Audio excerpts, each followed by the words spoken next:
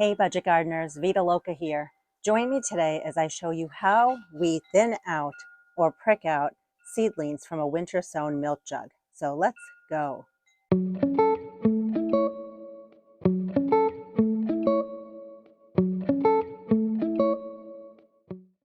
I showed you in a previous video how to winter sow perennials in milk jugs.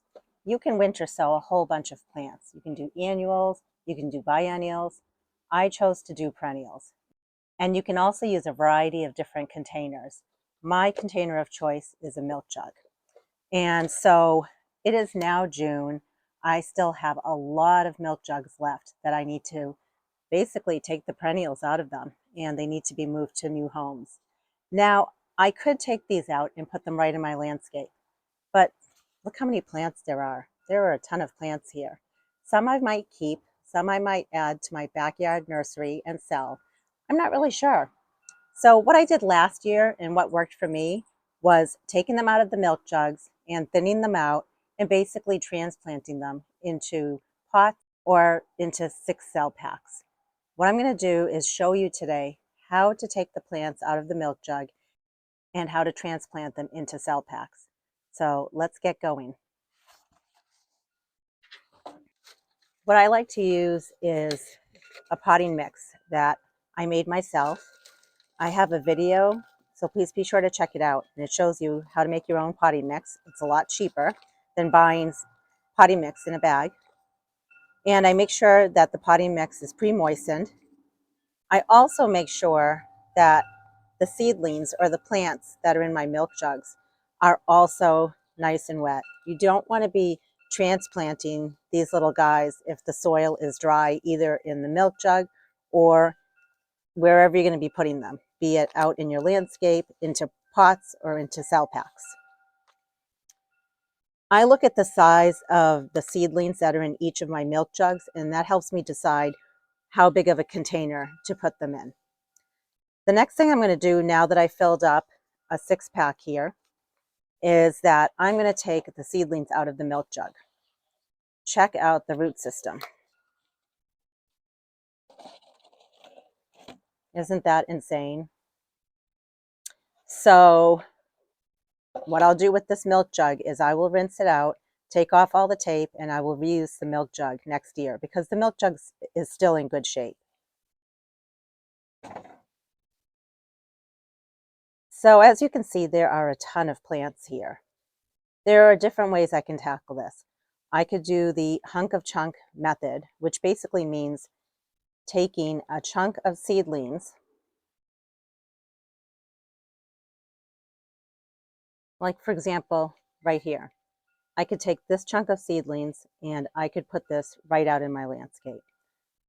For me, that's not practical because I'm still working on a lot of my flower beds. I'm not really sure where I want to put these plants. It is more practical for me to just put them in 6-packs and let them grow to a bigger size while I decide what I'm going to do with these plants. The next thing that I like to do is slowly tease the plants apart. I basically want to get them down to individual plants. So here's one plant. You've seen me use a pen in a lot of my other videos. I think it's probably the same pen. I can't lose this pen. You can use whatever you want to make the hole.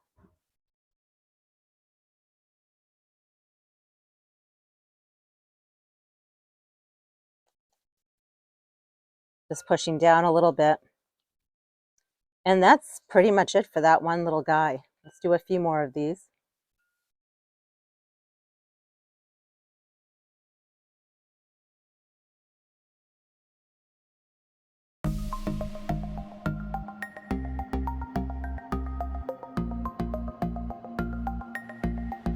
And when I'm doing this process, the seedlings might get a little sad. They might wilt. I definitely don't want to put these out in the direct sun. They're already stressed. They were all nice and cozy in that milk jug, living happily together with their friends. So I don't want to put them through more stress by putting them out in the sun.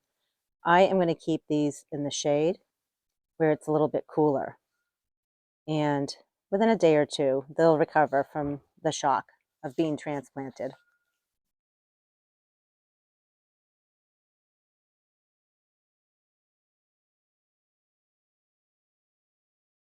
A lot of times when I'm planting like this, I try to do like maybe a small one here, a large one here, a small one there, just so that I'm spacing the plants out, because this one's going to grow faster. These guys will be slower. Since this is a large one, I'm going to put a small one over here.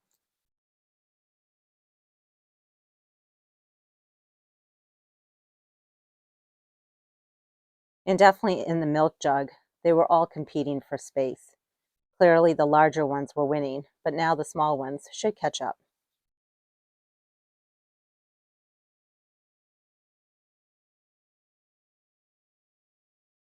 They look pretty good, but I probably will give them fertilizer. Any fertilizer will do. I have a lot of Miracle-Gro, so I might just give them some Miracle-Gro. They don't need it, but just to help them out.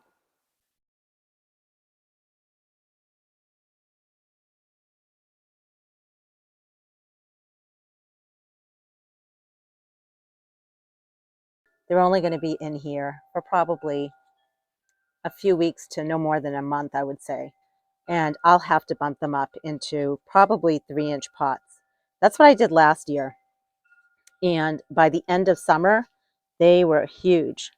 Well, one's done. I still have many to go. Let me go ahead and fill up a tray here, and I'll show you what the plants look like when I'm done. So I've completed one tray. There are 48 plants here, which is pretty good. When you think about it, a packet of seeds probably cost me a couple of dollars. And this is a lot of perennials right here. So what I'm going to do is I'm going to label it, because I have a lot of plants going on with my winter sowing. So this is the oxeye daisy, Shasta daisy. And right over here, I have the rest of the plants that were in the milk jug. And I'm not going to get to that tonight. I just tucked the plants into the soil. They are fine. I can work on that tomorrow. But at least we got one tray done. I'm going to show you where I put the tray. So I've been keeping all of my winter sown seedlings on my porch. This is the side porch. And I know we cleaned the porch and got it all power washed, but I'll just use the leaf blower and blow off any excess dirt that's on here. When it comes to watering these, they are all in 10 by 20 trays that have holes in the bottom of them. So I don't want to water all of these on here because I don't want to make a big mess. I take each tray off and I just take it off the porch and water it there with my hose. So, and also the other thing I want to mention is there is no direct sun that comes this way. There's partial sun, but not direct sun. So the plants are fine. I want to go over very quickly some of the plants that I have taken out of the milk jug so far from the winter sowing method. We have different types of echinacea. We have a bunch of dianthus. There is balloon flower. I have a bunch of the baptisia, and over down here there's a lot of the turtle head, more dianthus. There's coreopsis. There's mallow. I'm probably forgetting a few, but that gives you a general gist of what I've done so far for the winter sowing and transplanting them into 6-packs or 4-packs. Some of the plants are huge, you can see, and some are still catching up, like these little guys over here. I'm going to give them time. I'm going to let them grow. They're probably going to stay here for the next 3 weeks or month. And then after that, I will bump them up into bigger pots. So be sure to continue watching so you don't miss out on this. I hope you're able to get out in your gardens and enjoy some of the weather. Even if it's raining out, it's a great time to be out in your gardens.